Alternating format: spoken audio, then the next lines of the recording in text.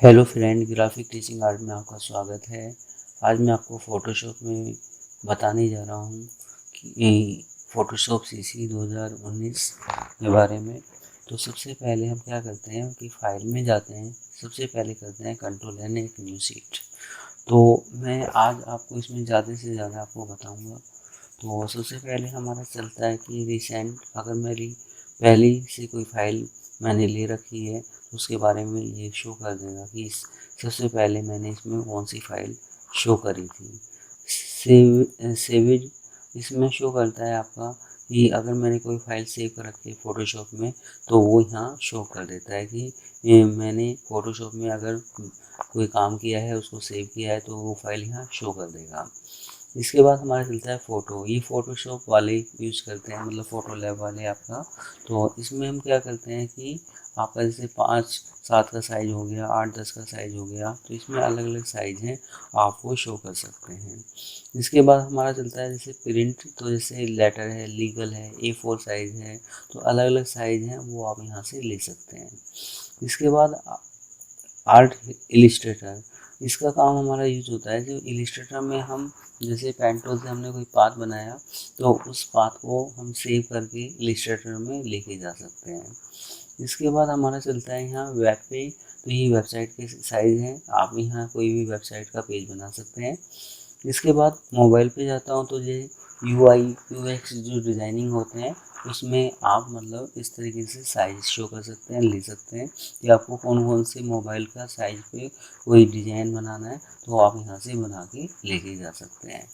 इसके बाद हमारा चलता है यहाँ जाके film and video. 2D animation के लिए भी आप यहाँ से काम कर सकते हैं।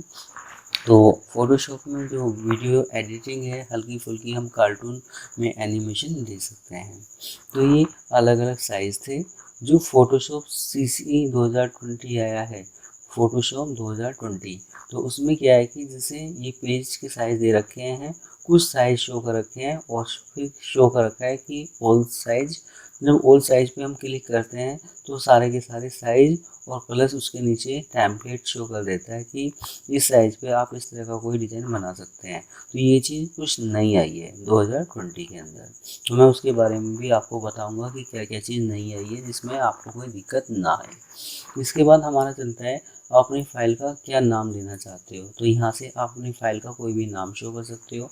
जैसे मैंने किया यहाँ INDEX, इंडेक्स, इस तरीके से। तो आप अपनी फ़ाइल का कोई भी नाम दे सकते हैं। ये जो इंडेक्स मैंने दिया है वो इसलिए दिया है क्योंकि मुझे अभी पता नहीं है कि मुझे अपनी फ़ाइल का क्या नाम रखना है।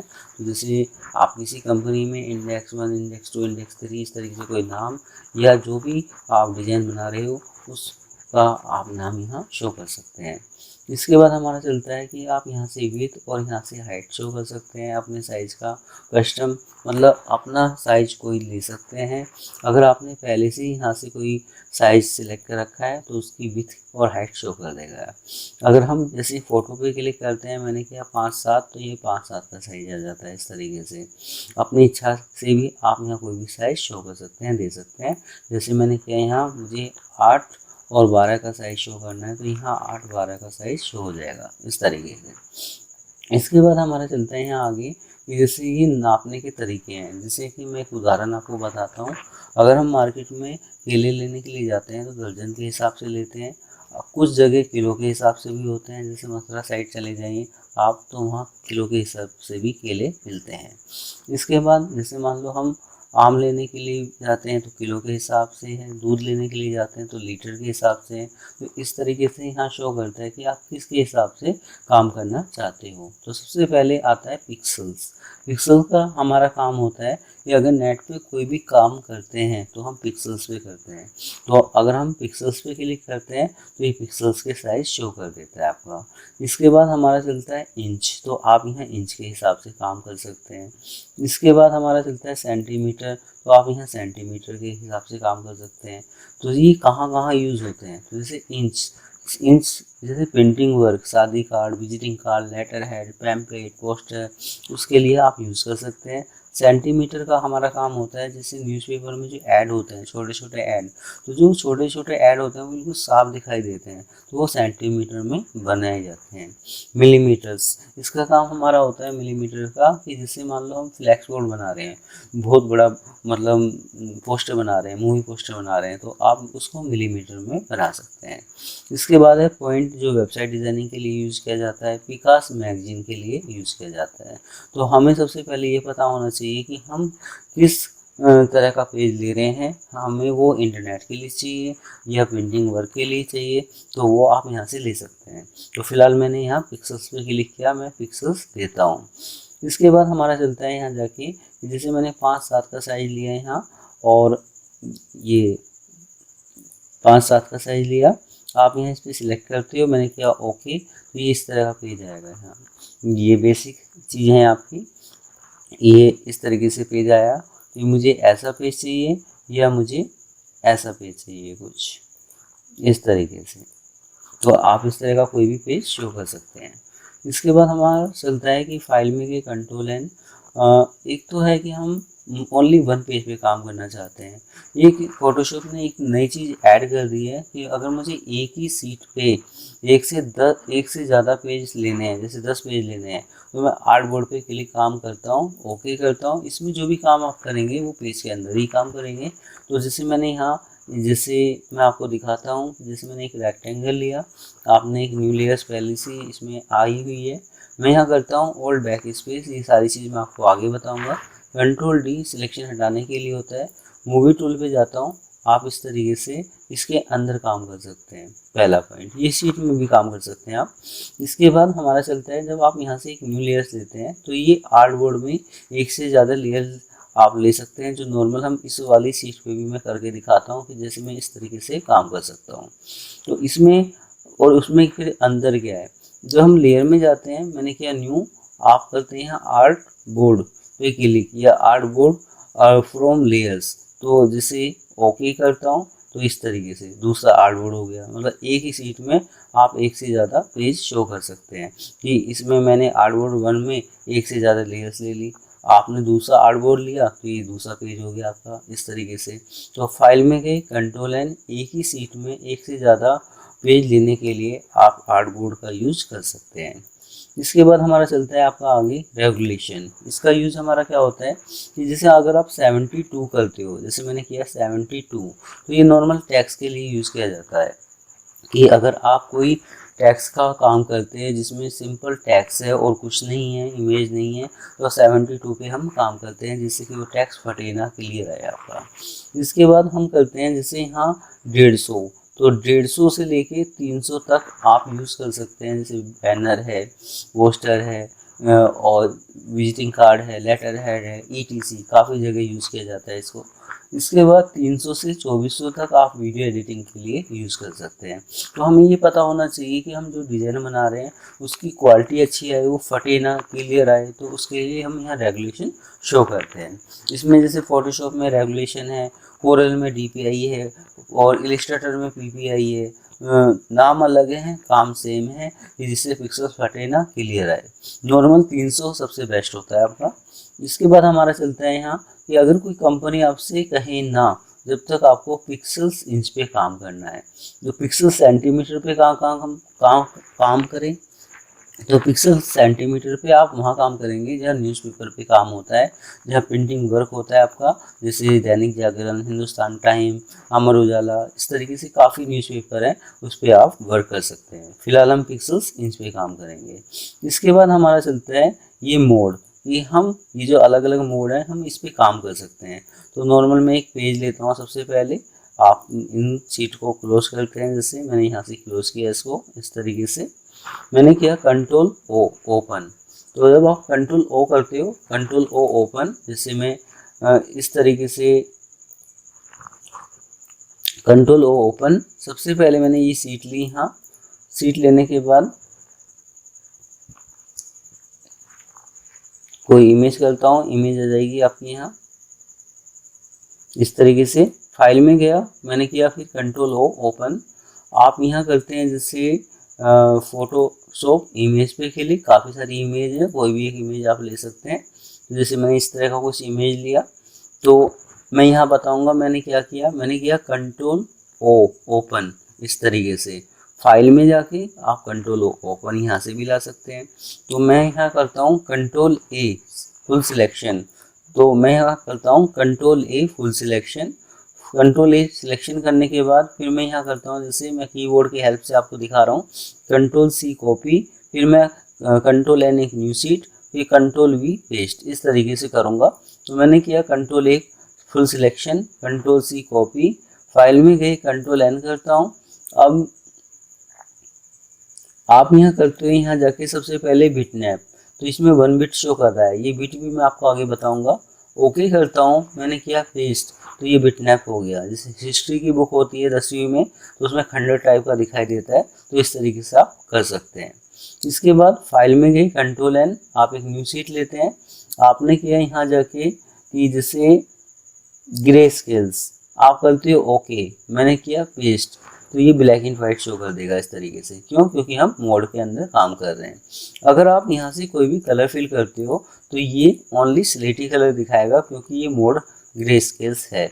जब मैं बिटमैप पे क्लिक करता हूँ तो यहाँ ना तो आप इसको लेयर्स ले सकते हो, क्योंकि ये आपका बिटमैप है आपका। तो ओके करता हूँ, फिर हम आगे चलते हैं। फाइल में गए कंट्रोल एन, आपने किया यहाँ जाके कि जैसे RGB, तो RGB में 3 कलर होते हैं, रेड ग्रीन ब्लू, मैंने किया पेस्ट, तो ये इस तरीके से आपका आएगा, सेम जो हमने कॉपी करा था आपका। फाइल में गए कंट्रोल एन, एक न्यू शीट लेता हूँ आपका, तो ये था हमारा RGB CMY के। इसमें 4 कलर होते हैं, शान, मेजेंटा, येलो, ब्लैक। तो जो ब्लैक होता है तो उसमें तो बी बनता है, तो के क्यों बनता है? तो उसका सबसे लास्ट वाला जो वर्ड है जो ब्लैक, तो इसलिए इसमें लिखा गया है CMY के, इस तरीके से। इसके बाद है लैब कलर, फैशन डिजाइनिंग वाले यूज़ करते हैं। जो टैल्स होती हैं, जो दीवारों पे टैल लगती हैं आपकी, उसमें जो डिजाइन होते हैं उसमें लैब कलर यूज़ किया जाता है, तो RGB यूज़ किया जाता है। और फैशन डिजाइनिंग में लैब कलर और RGB आप यूज़ कर सकते हैं। अब हमारा चलता है बिट, ये बिट क्या होती हैं? तो जैसे मैंने बिटमैप पे क्लिक किया तो 1 बिट, मतलब एक कलर से कोई पिक्चर आप बना सकते हैं। इसके बाद जैसे मैंने किया RGB, तो यहाँ शो करता है 8 बिट, 16 बिट, 32 बिट। तो 8 बिट हमारा होता है नॉर्मल, अगर आप कोई भी काम करते हैं तो 8 बिट पे काम करेंगे। 16 बिट फोटो लैब वाले यूज़ करते हैं, जिससे फ़ोटो क्लियर दिखाई दे। 32 और 64 बिट वीडियो एडिटिंग के लिए यूज़ किया जाता है। अब आप कहेंगे कि सर यहाँ तो 32 है, 34 नहीं है आपका, तो जो 32 बिट पे हम काम करेंगे, तो जब हम उसको आफ्टर इफेक्ट या एडोब प्रीमियर प्रो या फिल्मोरा पे लेके जाएंगे, तो वहाँ क्या होता है, 64 बिट वो ऑटोमेटिक ले लेता है, जो हम 32 बिट पे काम करके लेके जाते हैं। तो इसके बाद हमारा चलता है, जैसे मैंने इस पर यहाँ 8 बिट ही शो कर दिया। अब हमारा चलता है आपका आगे, जैसे इसमें हम अपने शीट में कौन सा कलर शो करते हैं। जैसे मैंने किया है यहाँ वाइट, तो मैं ओके करता हूँ तो ये वाइट शो कर देगा इस तरीके से। अब जैसे मैं ये जो बैकग्राउंड कलर है, इसमें अपनी इच्छा का कोई कलर फिल कर देता हूँ, जैसे इस तरीके से कुछ। फाइल में गया कंट्रोल एन करता हूँ, आप यहाँ करते हैं, जैसे मैंने यहाँ शो किया ब्लैक, तो ये ब्लैक शो कर देगा इस तरीके से। फाइल में गए, आपने किया कंट्रोल एन, आपने किया यहाँ जाके इसमें कि जैसे मैंने यहाँ सिलेक्ट किया बैकग्राउंड कलर, तो जो मैंने अभी सिलेक्ट किया था बैकग्राउंड कलर वो यहाँ शो कर देगा। फाइल में गए कंट्रोल एन, आप करते हैं यहाँ जाके इसमें जैसे कि जैसे मैंने किया यहाँ जाके बैकग्राउंड कलर ओके कर, ये मैंने अभी आपको दिखा दिया बैकग्राउंड कलर। ये सीट हमारी होती है कि इसमें कोई भी कलर फिल नहीं होता, ये लेयर बना के देता है, क्योंकि जो भी अभी तक हमने सीट ली है उसमें ही इसने बैकग्राउंड बना के दिए है। अब जैसे हम यहाँ गए और आप यहाँ जाके भी शो कर सकते हैं कि मुझे कौन सी सीट पे जाना है। ये जो एरर बना हुआ है, माउस से लेफ्ट क्लिक करेंगे तो इसमें हमारा क्या है कि जैसे इस सीट पे आप कोई कार्टून बना सकते हो, कोई लोगो बना सकते हो, तो वो आर पार आप कोई भी कलर फिल कर सकते हो, ये मैं आपको आगे बताऊंगा।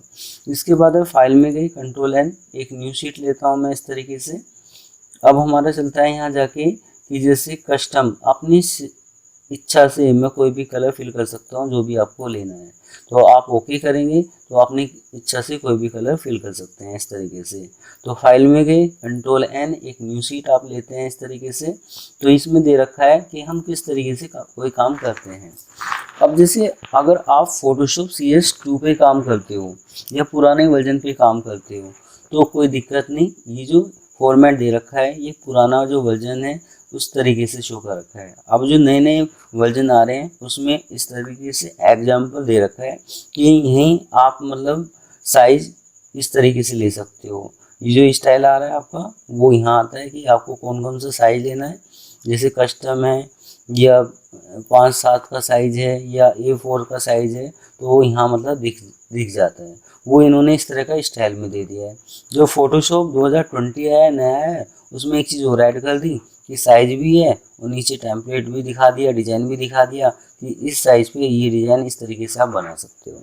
तो अगर आप पुराने वर्जन पे काम करते हो या नए वर्जन पे काम करते हो सेम चीज़ है, थोड़ा बहुत अंतर है, आप क्लियर कर लोगे या कौन सा भी वर्जन आगे आ जाए। अब इसके बाद आगे चलता हूँ। कलर प्रोफाइल्स वीडियो एडिटिंग में आपने देखा होगा कि जैसे आई रेड होगी, ग्रीन होगी आपका, तो जो इफ़ेक्ट शो होते हैं वो आप यहाँ से चेंज कर सकते हैं।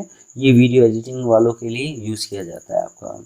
कुछ वीडियो आपने देखी होंगी कि फटी फटी होती हैं, कुछ का साइज़ छोटा बड़ा होता है आपका, तो यहाँ से अपना साइज़ शो कर सकते हो जो भी आपको देना है। जो हम यहाँ फिल्म एंड वीडियो एडिटिंग के लिए कोई साइज़ देते हैं तो ये इसके लिए Adobe Premiere Pro, after effect या फिल्मोरा इनकी नॉलेज होनी चाहिए आपको, जब भी आप इस तरह का कोई साइज शो कर सकते हैं, ले सकते हैं। ये फोटोशॉप आप 3D मैक्स में भी यूज़ कर सकते हैं, ये एडोब प्रीमियर प्रो में भी यूज़ कर सकते हैं, आफ्टर इफेक्ट में भी यूज़ कर सकते हैं आप इसको। और जैसे ETC काफ़ी सॉफ्टवेयर में इसका यूज़ किया जाता है। ये फोटोशॉप CS2 पे अनुराग के नाम का एक सॉफ्टवेयर आता है, आपका फोटो लैब वाले यूज़ करते हैं आपका। तो उसमें क्या होता है कि हम 1 सेकंड के अंदर 5-6 फ़ोटो बना के अलग कर देते हैं, जैसे मेकअप के लिए यूज़ किया जाता है ये आपका। ठीक है, तो ये था हमारा कि हमने किस तरीके से कौन कौन से साइज़ पे काम करना है। तो आज मेरी ये वीडियो आपको कैसी लगी आप मुझे ज़रूर बता सकते हैं। धन्यवाद।